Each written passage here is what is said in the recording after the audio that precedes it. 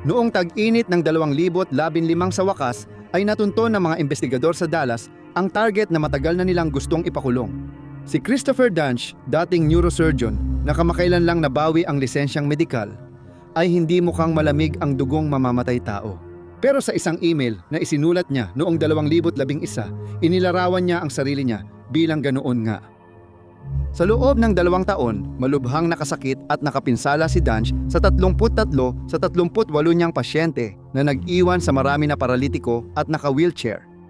Pumatay din siya ng 2 pang pasyente. Ang kanyang mga krimen ang dahilan, kaya tinawag siyang Doktor Kamatayan at dinala sa OBLS unit, isang bilangguan sa Walker County, Texas. Pero sino nga ba talaga si Danch at paano niya nagawang makalusot sa kanyang matinding kapabayaan ng matagal na panahon? Sa dokumentaryong ito, sasagutin namin ang mga tanong at susuriin ang buhay at krimen ni Christopher Danch.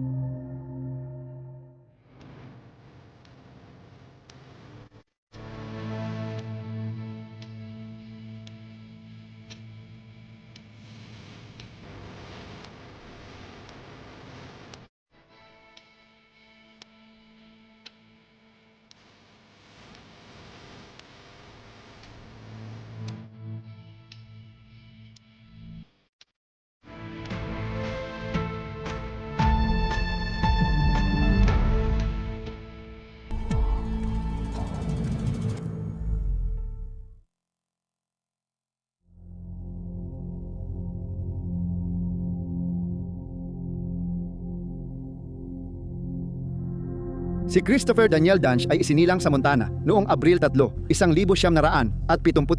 Sa mga magulang na sina Donald at Susan, si Susan ay isang guro sa paaralan, habang si Donald naman ay isang physical therapist at Kristiyanong misyonaryo. Lumipat ang pamilya sa Memphis, Tennessee, kung saan lumaki si Danch at nagtapos sa Evangelical Christian School. Matatagpuan ito sa Cordova, isang suburb ng lungsod.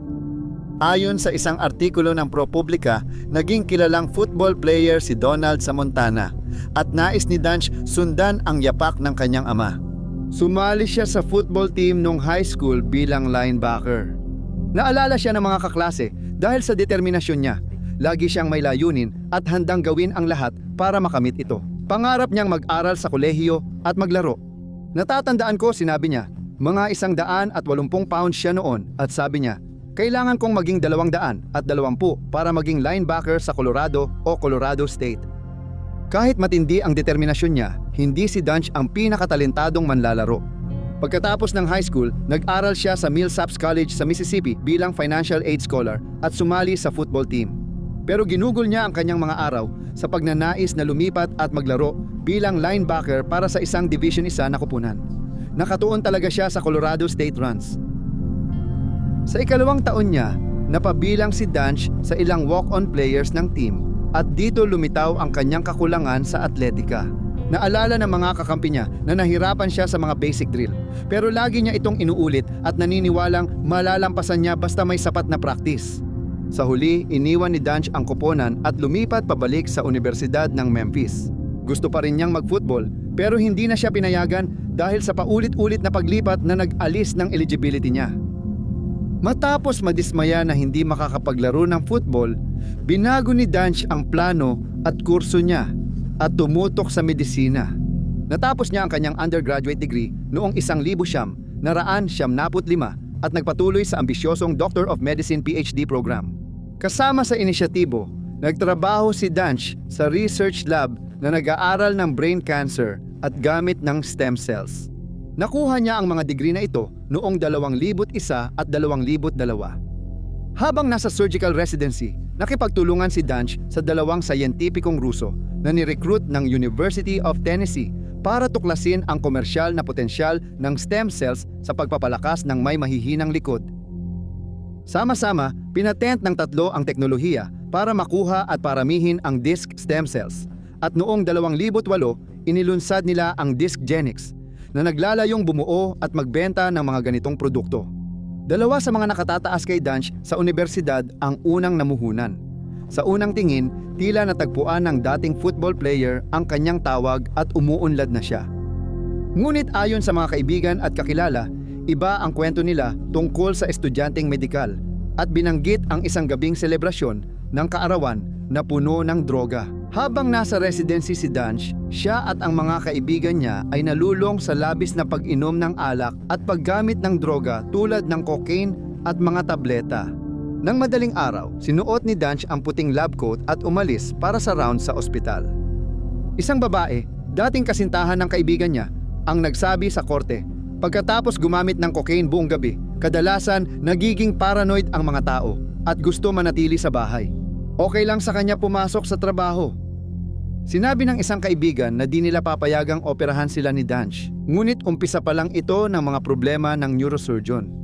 Isang maagang mamumuhunan sa dysgenics na si Paige ang nagsabi. Una siyang namangha kay Danch at sa pagpapakilala nito sa kumpanya, ngunit naging maingat at nag-aalala siya kalaunan. Nagkikita kami tuwing umaga at naghahalo siya ng vodka at orange juice bilang panimula. Minsan nakita ni Paige ang cocaine at gumulong na dolyar sa drawer ng opisina ni Danch. Sa huli, nawala ang kumpanya ng estudyanteng medikal dahil sa paggamit niya ng ipinagbabawal na gamot at alak. Napilitang umalis siya at kinasuhan ng mga kasosyo at mamumuhunan tungkol sa stocks.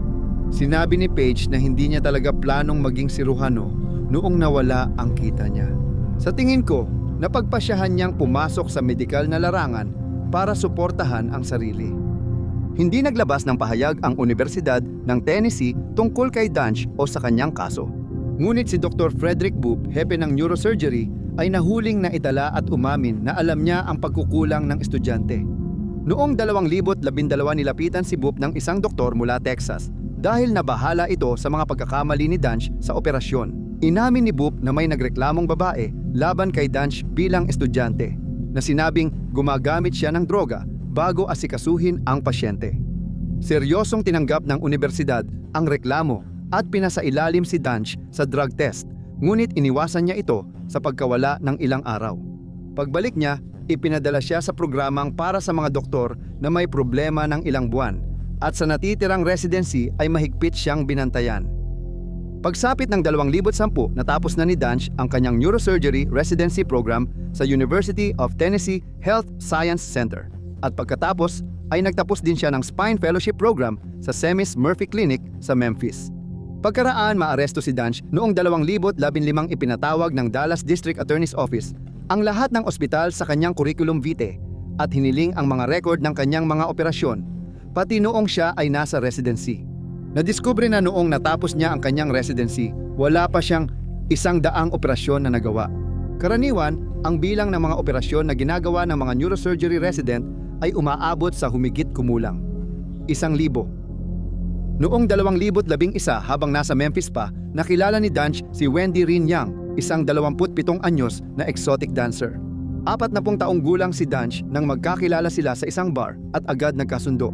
Naalala ni Wendy na matapos mag-inuman, bumalik sila sa bahay ng siruhano at sumayaw sa opisina nito sa ilalim ng disco ball. Mabilis ang mga pangyayari. Kaagad naming napag-usapan ang kasal, ayon kay Wendy sa panayam ng D Magazine. 3 buwan kaming nag-live-in at nabuntis ako. Noon, naghahanap ng trabaho si Danch. Ayon sa ulat, inalok siya sa New York at San Diego pero tinanggap niya ang posisyon sa Dallas. Pumayag si Wendy sumama dahil may pamilya siya roon, kaya lumipat sila sa bahay na may 5 kwarto malapit sa trabaho ni Danch. At nanganak si Wendy ng kanilang unang anak, isang lalaking pinangalanan nilang Aiden. Di nagtagal matapos lumipat, nagkaroon ng relasyon si Danch sa kanyang assistant na si Kimberly Morgan na nagsabing nagkaroon sila ng romantikong sandali. Sa opisina, napansin ni Wendy ang tagong plaskang may vodka. Madalas si Morgan sa bahay, pero akala niya ay dahil lang ito sa trabaho. Hindi niya alam na sinabi ni Danch sa assistant na kaibigan lang si Wendy, hindi partner o ina ng anak niya. Pagtapos ng 2013, nang mawalan ng lisensya si Danch at ideklarang bangkarote, nabuntis si Wendy sa kanilang ikalawang anak na si Preston na ipinanganak noong Setyembre 2014. Sa puntong ito, hiwalay na ang mag-asawa at si Wendy ay nakatira na kasama ang kapatid niya sa Garland, Texas.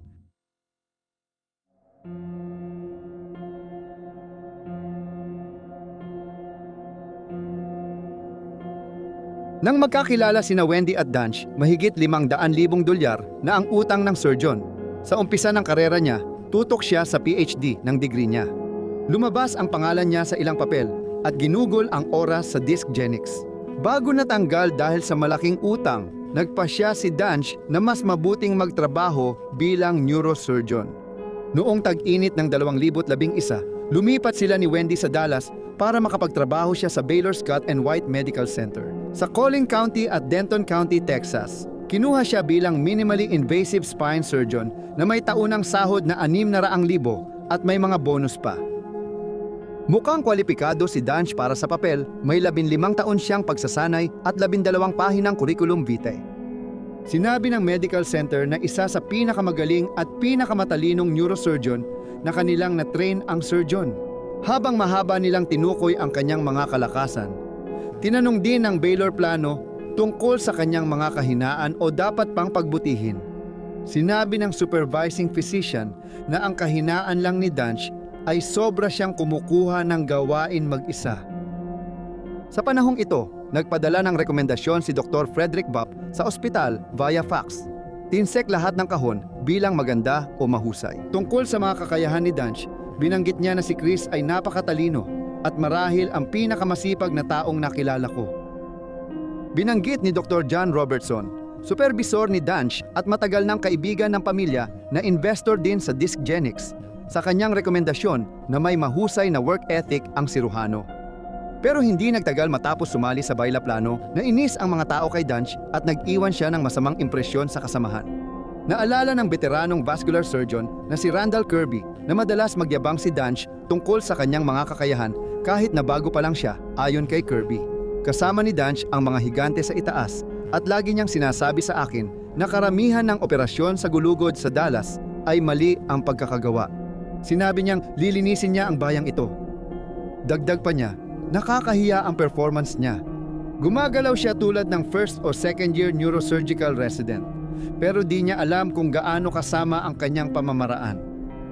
Agad nagkaroon ng alitan si Danch sa ibang doktor tungkol sa pagtupad niya sa tungkulin. Sa isang partikular na pagkakataon, noong Setyembre ng 2011, pinuna siya ng mga kasamahan dahil hindi niya inalagaan ang pasyente at pumunta pa siya sa Las Vegas. Pero mas lumala pa ang sitwasyon nang gumamit ng panistis si Danch.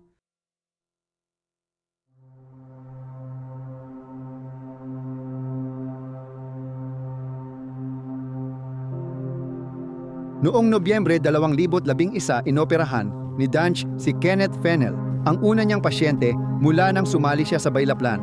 Naalala ni Fennell na sinabi ng siruhano kinabukasan na naging maayos at matagumpay ang operasyon. Lumabas na maling bahagi ng likod ni Fennell ang inoperahan ni Danch na nagdulot ng matinding sakit. Sumailalim siya sa pangalawang operasyon kay Danch sa Dallas Medical Center at nagising na malubhang na paralisa ang kanyang mga binti. Pagkatapos tanggalin ni Danch ang bahagi ng femoral nerve, ilang buwang nagrehabilitasyon si Fennell para makalakad gamit ang tungkod at ngayon, limitado pa rin ang kanyang galaw. Hindi siya makalakad ng lampas 30 talampakan o makatayo ng matagal nang hindi umuupo muli.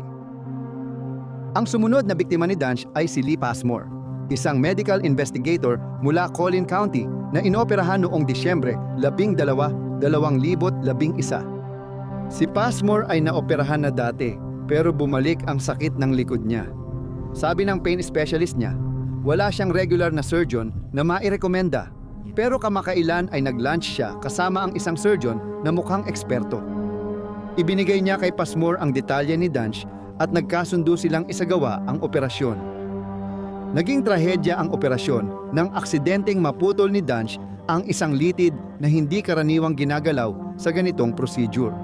Mali rin ang pagkakalagay niya ng hardware sa gulugod ni Passmore at nailagay pa ang tornilyo sa maling bahagi na dapat sumusuporta sa hardware.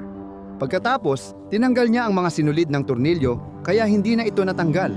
Sabi ng ibang surgeon, kahit hindi pa natanggal ang mga sinulid, nasa posisyon ang tornilyo na kapag inalis, posibleng magdugo ng malala si Passmore. Naalala ng vascular surgeon na si Mark Hoyle na tumulong sa operasyon na parang hindi na malaya ni Danch ang labis na pagdurugo. Nabahala siya ng husto sa mga ginagawa ng surgeon kaya sa isang pagkakataon, pinigilan niya ito ng pisikal. Ayon sa ulat, sinabi pa niya kay Danch na delikado siya. Dahil sa asal ng surgeon, napaisip si Hoyle kung maayos ang pag-iisip nito. Naiwan si Passmore na masakit at hirap kumilos. Hindi bumuti ang trabaho ni Dunge mula rito. Si Barry Morgoloff, may-ari ng pool service company, ay nasaktan at napagod ang likod sa paglipas ng mga taon. Matapos tumulong sa negosyo ng ama sa pag-aangkat at pagbubuhat ng kargamento mula sa truck. Naoperahan na siya sa likod, pero bumalik ang sakit at binigyan siya ng espesyalista ng card ni Dunge. Naalala niyang humanga siya sa siruhano at sinabing, mahusay siya, nagustuhan ko siya. Dagdag pa niya, ang kaya kitang ayusin ay parang mahiwagang salita. Yun lang ang narinig ko. Akala ko siya na ang tutulong sa aking makalakad muli. Si Margoloff ay sumailalim sa isang anterior lumbar spinal fusion noong Enero 11, 2012. Habang ginagawa ang operasyon, pumalpak ulit si Dunge nang hilahin niya ang sira na disc sa gulugod gamit ang grab tool. Imbes na gumamit ng scalpel, nagtalo si Randall Kirby kay Dunge at nag-alok na siya na lang ang magpatuloy. Ngunit umalis siya sa operasyon nang hindi pumayag si Dunge na ibigay ang scalpel. Patuloy ding nagkamali ang surgeon kahit na itinuro na sa kanya ang tamang anatomy bilang resulta ng palpak na operasyong ito, kung saan naiwan ang mga piraso ng buto sa spinal canal. Naiwan si Morgoloff na halos paralisado sa kaliwang bahagi ng katawan at napilitang gumamit ng wheelchair. Naalala niya, pagkagising ko sa recovery room, pakiramdam ko na bangga ako ng truck. Wala pa akong naranasang ganitong sakit. Napansin din ni Morgoloff na lubhang nagbago ang kalidad ng kanyang buhay, na nagdala sa kanya sa ilang madidilim na yugto. Nagpunta ako sa pasilidad pangkaisipan para pigilan ang sarili kong magpakamatay. Mahirap, hindi ko ginawa. Nalasahan ko ang dulo ng 9mm at mahirap magpatuloy. Pero may asawa at anak ako. Umalis din si Morgoloff sa isang follow-up na appointment kay Dunge nang makita niyang lasing ito.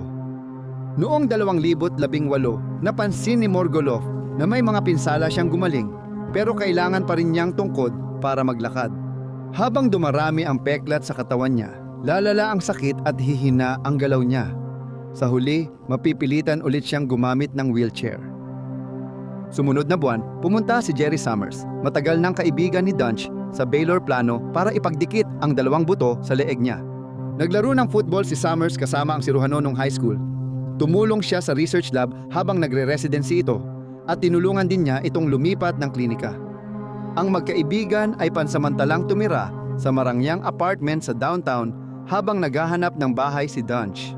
Matagal nang sumasakit ang likod ni Summers mula sa injury niya sa football noong high school at lumala pa ito matapos siyang maaksidente sa sasakyan noong matanda na siya. Napansin ng mga doktor na sa operasyon, nasira ni Dunge ang vertebral artery ni Summers, kaya halos hindi mapigilan ang pagdurugo. Nawalan siya ng 1,200 ml ng dugo, higit 1/5 ng kabuuan niya, at halos 24 na beses na mas marami kaysa normal sa spinal fusion.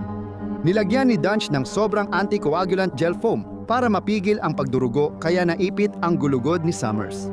Inaasahan ng mga nurse at iba pang staff sa operasyon na gagawa ng revision operation ang siruhano pero tumanggi siya. Nadepresa si Summers matapos maparalisa mula leeg pababa pagkatapos ng operasyon. Naalala ni Jennifer Miller na kalmado si Jerry kay Chris pero lagi niyang sinasabi sa akin, "Gusto ko nang mamatay, patayin mo ako." Ilang araw pagkatapos, sinabi ni Summers sa mga staff na siya at si Dunge ay gumamit ng cocaine noong gabi bago at umaga ng kanyang operasyon. Dahil sa pahayag, napilitang mag-drug test ang surgeon at pumasa siya. Pagkatapos, inilagay siya sa leave ng ospital habang hinihintay ang peer review. Pinayagan siyang bumalik sa operasyon habang isinasagawa ang review, ngunit sinabi sa kanya na limitahan muna ang sarili sa mga minor na operasyon hanggang matapos ito. Kalaunan, binawi ni Summers ang paratang niya sa deposition noong 2017. Sinabi niya na ginawa lang niya ang kwento dahil parang iniwan siya ng malapit na kaibigan. "Sobrang galit ako at sumisigaw. Gusto ko lang na andyan siya. Kaya gumawa ako ng pahayag na hindi naman talaga totoo. Ginawa ko lang ang pahayag na yon para marinig niya at maisip niya, punta na nga ako dyan." Namatay si Summers noong 2021 dahil sa impeksyon dulot ng komplikasyon mula sa pumalpak na operasyon ni Dunge. Gayunpaman, ang ganitong uri ng pag-uugali ni Dunge ay hindi naging dahilan para siya ay masuspinde at hindi rin binawi ang kanyang lisensya. nagpatuloy pa rin siyang mag-opera, kahit na napakasama ng kanyang record. Si Kelly Martin, 54 ay guro, na balak sanang bumisita sa Antigua kasama ang asawa pagkatapos ng operasyon. Gayunpaman, matapos siyang madulas sa isang baitang ng hagdan, nahulog siya at nagkaroon ng herniated disc sa kanyang likod. Dahil di gumana ang physical therapy at muscle relaxant, nirekomenda ng doktor na sumailalim siya sa minor operasyon para ayusin ang disc. Itinuro siya kay Danch. Habang isinasagawa ang operasyon, naputol niya ang isang ugat ng dugo at napunit ang isang bahagi ng ugat, ngunit ipinagpatuloy pa rin niya ang operasyon. Kahit nawawalan na ng maraming dugo si Martin, tumanggi si Danch na itigil ang operasyon kahit binalaan siya ng mga kasamahan tungkol sa labis na pagdurugo. Ang pagtanggi niyang may mali ay humadlang sa intensive care unit team na iligtas siya. Pagkagising ni Martin mula sa kanyang operasyon, nagsimula siyang sumigaw at kamutin ang kanyang mga binti, kaya napilitan ang team na bigyan siya ng pampakalma. Napansin ng hospital staff na si Danch ay abala sa papeles at pagsusulat sa labas ng waiting room, sa halip na asikasuhin ang kanyang pasyente. Sa huli, namatay si Martin dahil sa hemorrhagic cardiac arrest. Hindi na siya nagising matapos masedate. Matapos siyang mamatay, muling pinasailalim si Danch sa drug test. Ang unang resulta ay may halong tubig at ang pangalawa ay malinis. Nakapasa rin siya sa psychological evaluation. Isang masusing pagsusuri kay Danch at sa kanyang pagganap bilang sirujano ang isinagawa at napag-alaman na hindi niya natugunan ang mga pamantayan ng pangangalaga ng ospital. Tuluyan nilang inalis ang pribilehiyo niya bilang sirujano sa Baylor plano at isa pang peer review ang sinimulan. Gayunpaman, upang maiwasan ng medical center ang gastos sa paglaban at posibleng matalo sa isang kaso ng maling pagkatanggal sa trabaho. Nakipagkasundo ang mga opisyal ng ospital sa mga abogado ni Danch kung saan pinayagan siyang magbitiw sa tungkulin. Naglabas ang Baylor plano ng liham na nagsasabing wala silang naging problema sa kanya kaya malaya siyang magpatuloy.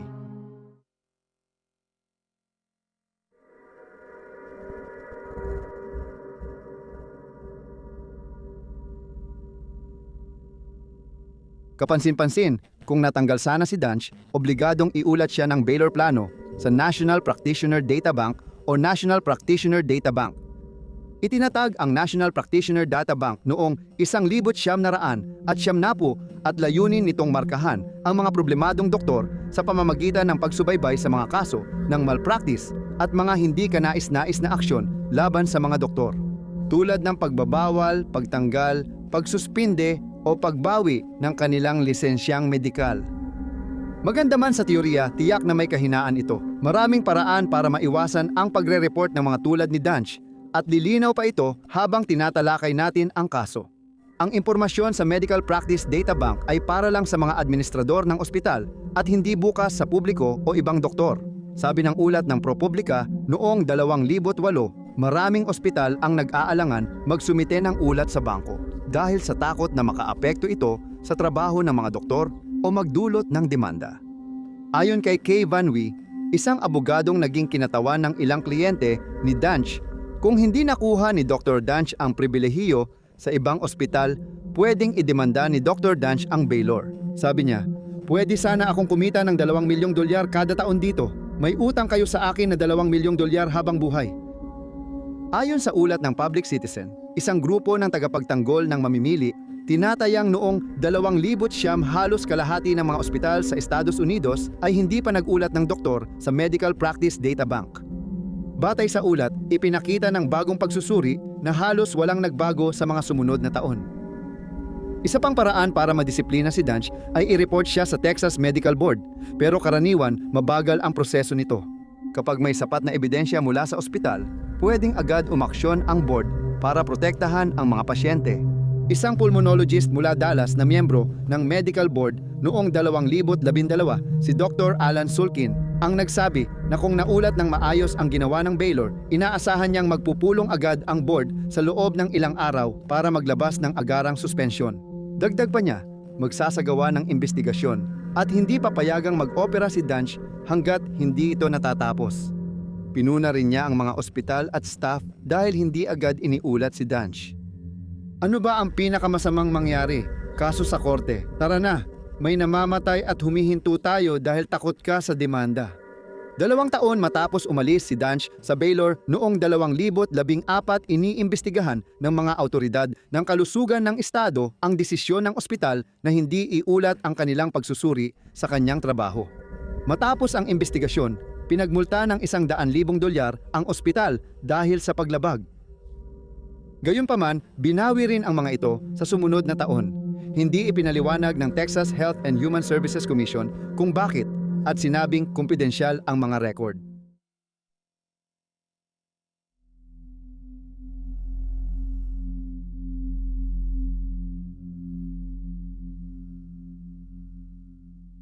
Pag-alis ni Danch sa Baylor Plano, lumipat siya sa Dallas Medical Center sa Farmers Branch, Dallas County.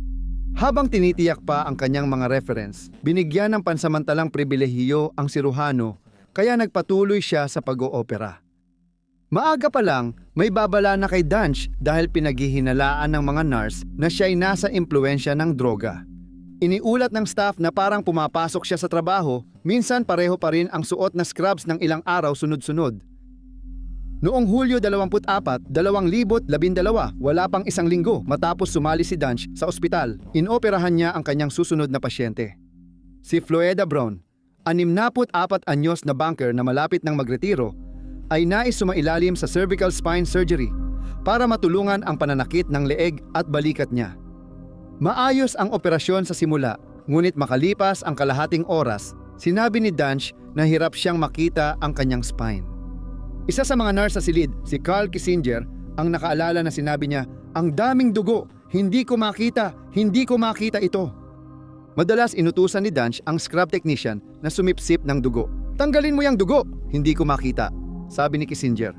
"Nakakabahala para sa akin dahil hindi niya magawa ng tama kapag di niya nakikita. Pero bakit tuloy pa rin ang pagdurugo?" Sa recovery room, sinabi ni Brown na ayos siya at binisita ng ilang pamilya. Pagdating ng 5:00 ng umaga kinabukasan, nanginginig siya at nawalan ng malay. Iniulat na may pressure na naiipon sa kanyang utak kahit noon ay di alam ang dahilan. Si Danch, sa kanyang panig, ay hindi makontak. Habang nagaganap ang kaguluhang ito, dumating siya ng huli sa ospital. Mukhang gusot at suot ang scrubs na ilang araw nang ginagamit. Napansin ito ng staff dahil may malaking butas sa pisngi ng puwet. Sinabihan si Danch na walang malay ang pasyente, kaya hindi niya ito pinuntahan at nagpatuloy sa isa pang operasyon. Tumanggi siyang asikasuhin si Brown, kaya paulit-ulit siyang hinilingan ng mga opisyal ng ospital na alagaan siya o ilipat sa ibang doktor. Hiniling din nila na ipagpaliban niya ang operasyon ng susunod niyang pasyente. Nagmungkahing butasan ni Danch ang ulo ni Brown para maibsan ang presyon sa utak, ngunit hindi ito pinayagan. Walang sapat na kagamitan o tauhan ang ospital para sa ganoong gawain, at si Danch ay hindi rin kwalipikado o may pribilehiyo para sa operasyon sa utak. Matagal na koma si Brown bago siya inilipat ng pangangalaga, ngunit patay na ang utak niya nang mangyari ito. Kalaunan, napagpasyahan ng Texas Medical Board na namatay siya dahil sa sobrang pagdurugo at stroke. Habang nag-oopera, naputol ni Danch ang vertebral artery ni Brown at tumangging huminto. Sobra pa siyang naglagay ng sangkap na pampatigil ng pagdurugo. Ang sumunod na pasyente ni Danch na inoperahan niya kahit namamatay si Floella Brown ay si Mary A. Ford, 71 taong gulang. Mahilig mag-ehersisyo si A. Ford at nananatiling aktibo kahit tumatanda. Gusto niyang maibsan ang sakit ng likod upang makabalik sa pag-ehersisyo. Si Kissinger, na kasama sa operasyon, ay nagsabing nadidistract si Danch dahil iniisip pa rin niya si Brown habang inooperahan si A. Ford. Batay sa ulat, nagtalo si Kissinger at ang mga supervisor ng siruhano tungkol sa plano nitong butasan ang bungo ni Brown. Sa operasyon kay A. Ford, naputol ni Danch ang ugat ng nerbiyos niya dahil maling bahagi ng likod ang naoperahan. Pinilipit niya rin ang tornilyo sa isa pang nerbiyos. Nag-iwan siya ng mga butas ng tornilyo sa kaliwang bahagi ng gulugod niya. Hindi natanggal ang disk na dapat niyang alisin at nag-iwan ng mga gamit pang opera sa loob ng kalamnan niya. Sobrang luwag nito na gumagalaw kapag nahahawakan. Kahit binalaan si Danch ng mga kasamahan niya na mali ang pagkakabit niya ng tornilyo at gamit sa kalamnan imbes na sa buto, nagpatuloy pa rin siya sa dati niyang gawain. May ilan din sa mga staff na naroon ang nakaramdam na baka nasa ilalim siya ng impluensya ng alak dahil sa malalaki niyang mga mata. Dahil sa palpak na operasyong ito, si Mary Eford, isang aktibo at malusog na 71 taong gulang, ay naiwanang paralisado. Naalala niyang paggising matapos ang operasyon, matinding sakit ang naramdaman niya, lampas 10 sa sukatang 10. Si Robert Henderson, isang veteranong siruhano sa gulugod, ang nagsagawa ng salvage surgery para ayusin ang pinsalang gawa ni Danch. Inihalin tulad niya ang nakita kay Eford sa gawa ng batang naglalaro ng construction set. Tulad ng Tinker Toys sa Oxygen documentary na License to Kill, sinabi ni Henderson, "Agad-agad pagkabukas ko ng dati ng peklat ng pasyente, nakita ko ang isang tornilyo na tumatagos sa dural sac mula sa kaliwang bahagi sa ibaba. Parang maluwag lang doon. Parang may naghagis lang ng mga Tinker Toys doon o kaya ng erector set. Wala talaga akong kahit anong ideya kung paano naisip ng surgeon na ito na tama ang pagkakagawa niya ng procedure." Napansin niyang may 3 butas sa gulugod ni Eford gawa ng palyadong pagtatangkang lagyan ng tornilyo ni Danch. Pinutol din niya ang isang ugat ng nerbiyos niya at may tornilyong tumusok sa nerbiyos na kumokontrol sa binti at pantog. Sinabi ni Henderson na masakit ang operasyon at magiging bedridden habang buhay si Eford kung hindi sa salvage surgery. Dahil sa kakulangan ni Danch, napaisip ang mas matandang siruhano kung totoo nga ba siya sa sinasabi niyang pagkatao at kung talagang may degree siya. Hindi matanggap ni Henderson na may siruhanong kayang panoorin lang at hayaan ang operasyon gawin ng ganoon.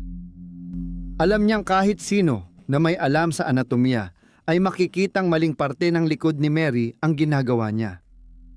Ipinadala ni Henderson ang litrato ni Danch sa Universidad ng Tennessee na kinumpirma ang kanyang pagtatapos doon. Tinawagan niya ang mga supervisor ng fellowship ni Danch sa Memphis at ang namamahala sa residency niya. Dito nalaman ni Henderson na sumali ang siruhano sa programa para sa mga doktor na may kapansanan. Kahit natuklasan ni Henderson at pumalpak si Danch sa 2 operasyon na nagdulot ng pagkamatay ng babae, hindi pa rin siya iniulat sa NPPD. Noong panahong iyon, hindi kailangan ng ospital iulat ang mga doktor na may pansamantalang pribilehiyo. Kaya nagpatuloy si Dr. Kamatayan sa pananakit ng mga pasyente.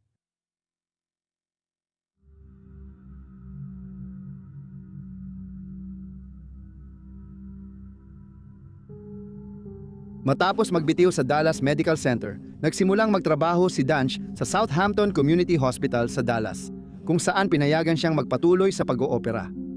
Ang ospital ay may masamang reputasyon. 2 beses itong nabangkarote at ang dating Chief Executive Officer ay nakulong dahil sa pandaraya sa serbisyong pangkalusugan.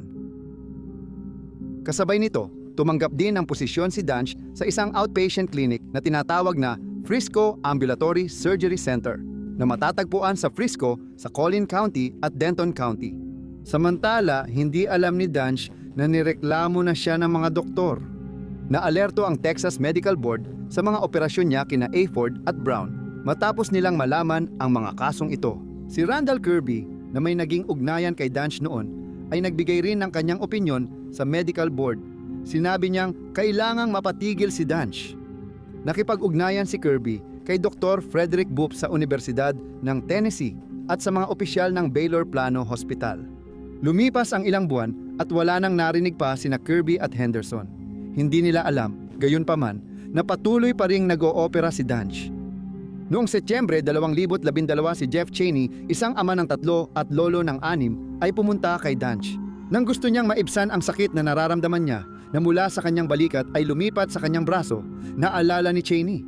Siniguro ni Dr. Danch na agad akong gagaling pagkatapos ng operasyon. Talagang may kumpiyansa siya, pero noong nagising siya mula sa operasyon, napagtanto niyang may mali. Pakiramdam ko parang nasagasaan ako ng steamroller. Hindi niya magalaw ang kahit anong bahagi ng kanang bahagi ng kanyang katawan. Tumingin sa akin si Dr. Danch at sinabi, "Hindi ko alam kung bakit ganito ka o bakit ito nangyari sa'yo. Lahat ay naging perpekto sa loob, pero hindi naman talaga naging perpekto lahat." Hindi talaga pwedeng perpekto, lalo na kay Danch. Habang inooperahan si Cheney, nasira ng siruhano ang kanyang spinal cord kaya nawalan siya ng pakiramdam sa kanang bahagi ng katawan. Nakaranas din siya ng matinding sakit kaya napilitan siyang tumigil sa trabaho bilang mekaniko at manatili na lang sa bahay. 2 buwan ang lumipas, dumating si Jacqueline Troy sa Dunch.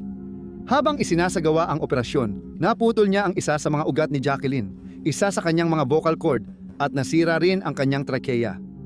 Halos hindi na makapagsalita si Tori ng higit sa bulong. Pinatulog siya ng ilang linggo at kinailangang pakainin sa pamamagitan ng tubo upang maiwasan na mapunta ang pagkain sa kanyang mga baga. Sinabi niya sa korte, "Parang bangungot iyon. Nagising ako sa bangungot." Naipit ang esophagus niya sa plate malapit sa gulugod at tinusok ni Dunch ang trachea niya. Iniwan niya ito na may natirang isang vocal cord. Tinawag ng ibang doktor ang operasyon na malaking kapalpakan. Hiniling kay Randall Kirby na tulungan si Troy nang magsimula itong magdusa sa matinding impeksyon. Doon niya nalaman na tuloy pa rin sa pag-oopera si Dunch at madalas pumalpak sa mga hawak niyang operasyon kahit matapos ang sablay kay Troy. Sa wakas, iniulat si Dunch sa NPBD ng Methodist Hospital sa McKinney, Dallas. Matapos nilang ipagkait sa kanya ang mga pribilehiyo noong kalagitnaan ng 2012 dahil napansin nila ang kanyang mababang kalidad o hindi sapat na pag-aalaga sa Baylor plano. Noong Abril 2013 si Philip Mayfield ay nakatakdang sumailalim sa isang simpleng 45 minutong operasyon. Isang profesional na driver ng truck sa loob ng 20 taon na dati ring naglingkod sa Navy. Mahal ni Mayfield ang kanyang trabaho pero nagdulot ito ng problema dahil sa matagal na pag-upo. Sabi ni Dunch, maayos ang operasyon pero nang makita siya ni Angela, asawa ni Mayfield, sa recovery room, napansin agad nitong may mali. Hindi na makatayo mag-isa ang asawa niya. Walang kontrol o suporta sa sarili, basta na lang bumabagsak. Ayon kay Angela sa Esquire magazine. Ikinuwento niya na dinala si Mayfield sa ibang ospital at binigyan ng ibang doktor, pero nagawa na ang pinsala, deformed na ang kanyang spinal cord at wala nang magagawa para ayusin ito, ayon kay Mayfield. Sinabi nila na hindi na ako makakalakad, pero sinabi ko, oo, makakalakad ako ulit. May buhay akong ipagpapatuloy at 3 anak na kailangang palakihin. Tumagal ng ilang oras ang operasyon ni Mayfield at naparalisa siya mula leeg pababa nang masira ang kanyang spinal cord dahil na-drill ito ni Dunch. Kalaunan, naglakad na ulit siya gamit ang tungkod. Namuhay siya na may matinding pananakit ng katawan, bigla ang paghimatay, at syringomyelia na nagdudulot ng mga cyst sa spinal cord. Sobrang tindi ng sakit na nararamdaman ko kaya na-stimulate ang autonomic nervous system ko at nawawalan ako ng malay. Dito, hindi na kailangan ibigay ang address kapag tumawag ng paramedic. Agad nilang alam na ako ang tinutukoy, sabi niya sa docu-series na License to Kill. Noong Enero 2021, sinimulan ni Mayfield ang bagong gamutan. 3 beses pa lang siya uminom. Na-diagnose siya na may COVID-19 at namatay noong Pebrero 12 sa edad na 50, iniwan ang asawa at 3 anak na lalaki. Ang sumunod na biktima ni Dunch ay si Marshall Tex Muse, isang runner na nagkaroon ng degenerative disc disease. Matapos niyang makilala ang siruhano, naalala ni Muse. Kinuha niya ang x-ray ko at sinabi, dapat na operahan ka na 5 taon na. Kailangan kang ma-admit at operahan agad.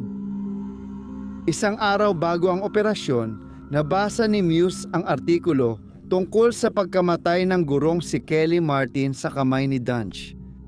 Ayon kay Muse sa License to Kill, tinawagan ko si Dr. Dunch at sinabi kong nakita ko ito online. Bigla siyang sumigaw at nagmura. Sinabing, paano mo nagawa yon? Hindi ako makapaniwala na inaakusahan mo akong pumatay. Sabi niya, namatay ang pasyente dahil sa allergic reaction sa anesthesia. Nang makontento sa paliwanag, itinuloy ni Muse ang operasyon, ngunit nagising siyang sobrang sakit ang nararamdaman. Sabi ni Muse, parang may jackhammer na may kutsilyo sa gulugod niya ang sakit. Pero ayon kay Dunch, overacting lang siya at normal lang ang nararamdaman niya.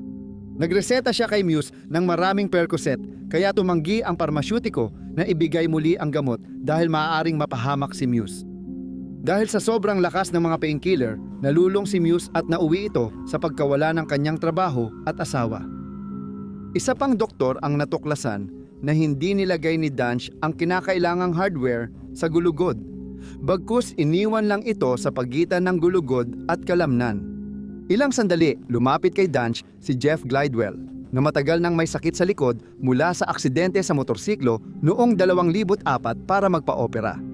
Naghahanap siya noon ng isang kilalang siruhano na gagawa ng operasyon nang napanood niya ang video na patotoo mula sa isang babaeng nagngangalang Pam. Si Trusty ay minsang pinuri si Danch sa trabaho niya sa recording. Akala niya bahagi siya ng video para sa parangal na nakuha ng siruhano dahil sa husay sa trabaho. Gusto lang talaga ni Danch gamitin ang recording para sa infomercial. Hiningi niyang lumahok siya sa follow-up appointment, kung saan inireklamo pa rin ang sakit matapos ang operasyon. Sinabi niya na normal lang iyon, at ngayon ay itinuturing ni Trusty ang sarili niyang maswerte na nagsabing, nakakalakad ako at nandito pa sa ibabaw ng lupa. Nabubuhay siya sa guilt na ang pag-e-endorso niya ang dahilan, kaya nagpatuloy si Glidewell at iba pa kay Danch para sa operasyon. Anya, pakiramdam ko ako ang dahilan.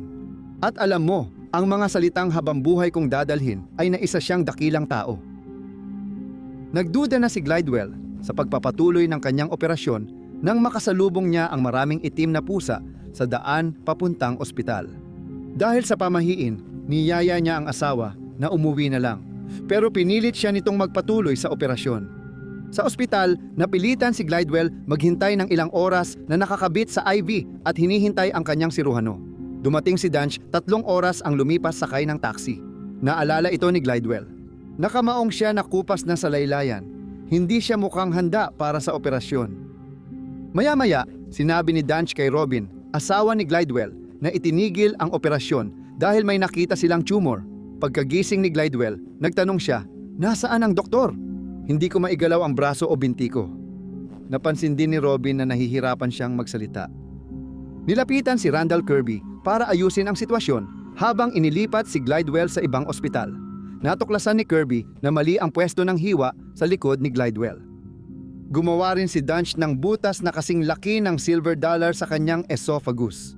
Tinanggal ang ugat, pinutol ang arterya at naiwan ang surgical sponge sa katawan, kaya agad naging malinaw ang dahilan nito.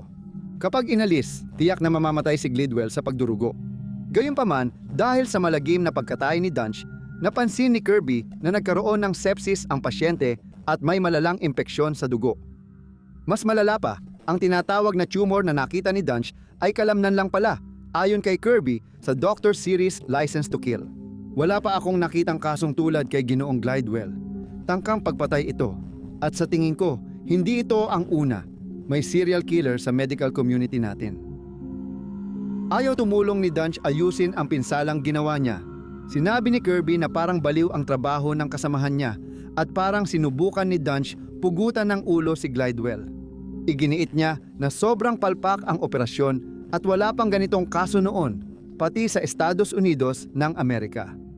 Sumailalim si Glidewell sa mahigit 50 procedure para ayusin ang pinsalang dulot ni Danch, ngunit patuloy pa rin siyang nakararanas ng masasamang epekto.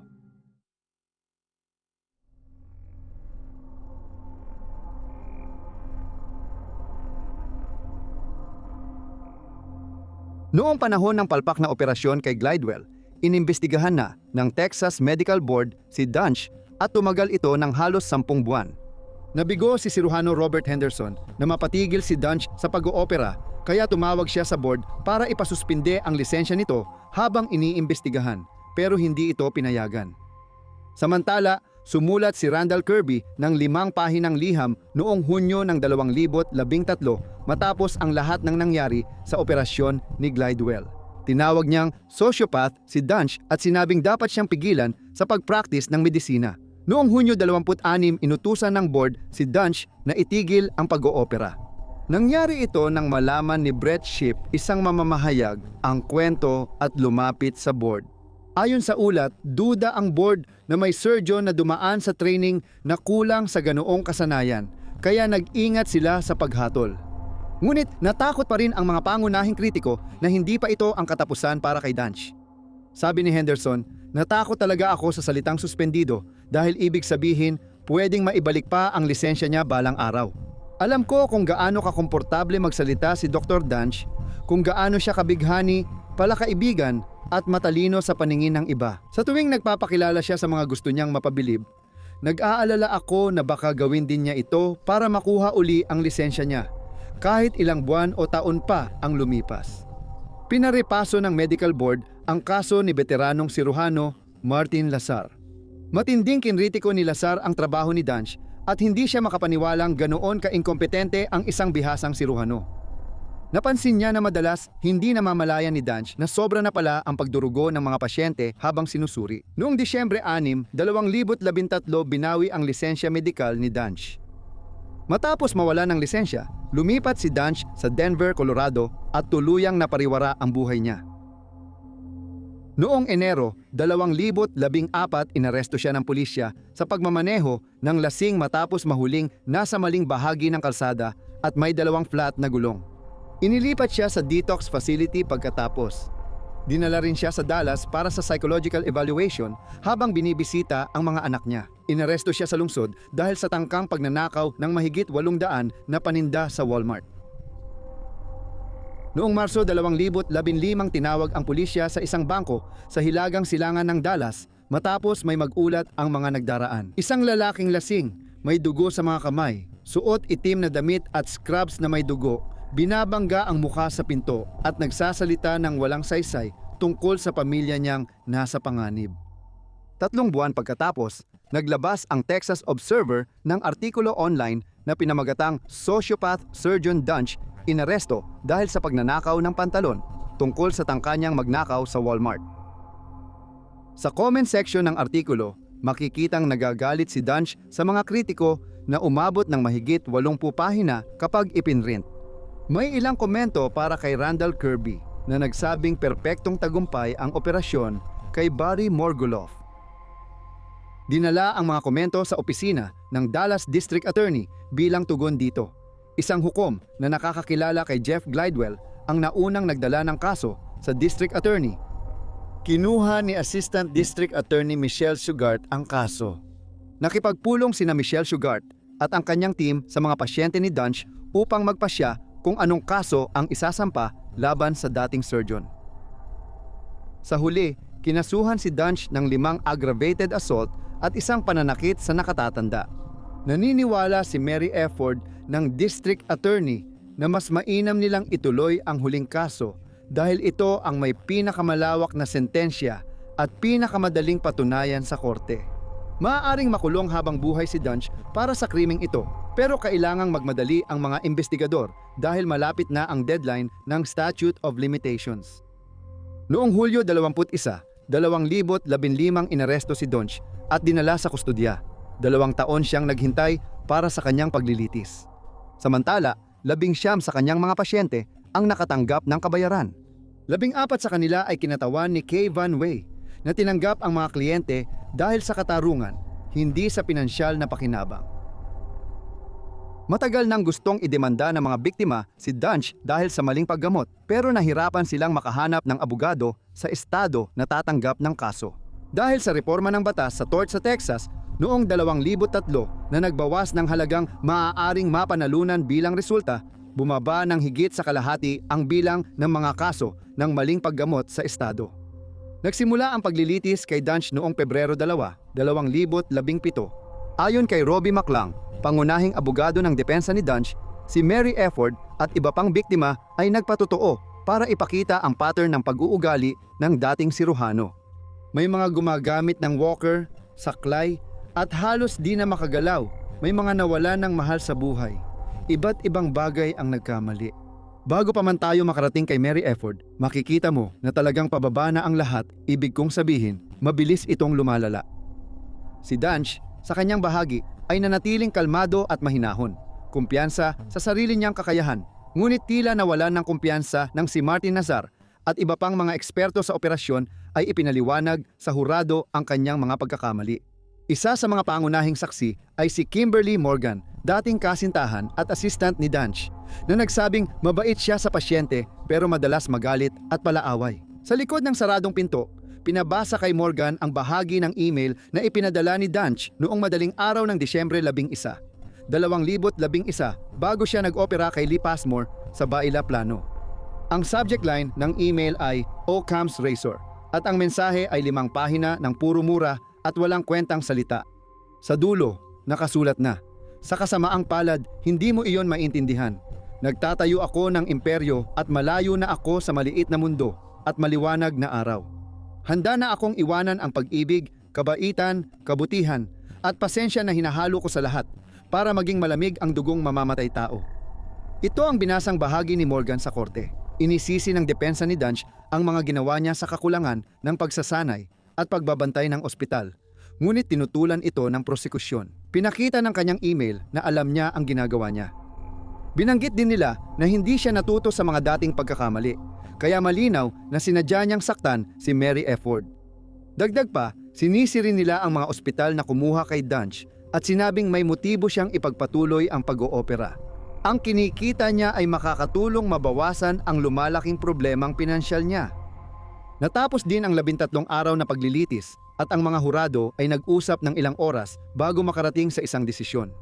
Napatunayang nagkasala si Danch ng pananakit sa nakatatanda noong Pebrero 20, 2017 at hinatulan ng habambuhay na pagkakakulong.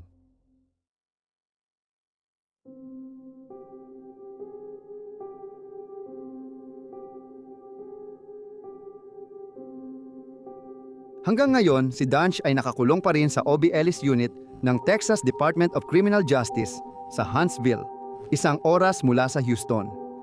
Noong Setyembre 18, 2017 umapela ang kanyang abogado na ang testimonya ng ibang biktima at ang email na binasa ni Kimberly Morgan ay hindi patas na nakaapekto sa hurado. Hindi naging matagumpay ang apela. Sa ngayon, si Danch ay 51 taong gulang at hindi pwedeng magparol hanggang 2045 sa edad na 74. Noong 2018 hindi masagot ni Jerry Summers, dating kaibigan, kung bakit niya pinagkatiwalaan si Danch bilang siruhano. Alam niyang nahihirapan magmaneho nang hindi maligaw ang kaibigan niya, pero inisip niyang mas magaling ang training ni Danch para sa neurosurgery. Ang nakakabahalang kaso ni Danch ay nagpapakita hindi lang ng mga pagkukulang sa sistema ng pag-uulat para sa mga nasa larangan ng medisina, kundi pati na rin na ang mga mamamatay ay hindi laging mukhang halimaw. Karaniwan silang mga sibilyan na namumuhay ng normal. Sa pagkakataong ito, si Danch ay inaasahang magligtas ng buhay. Pero inabuso niya ang tiwala at kapangyarihan para magkunwaring Diyos, nagdulot ng pinsalang mahirap ayusin o nakamamatay.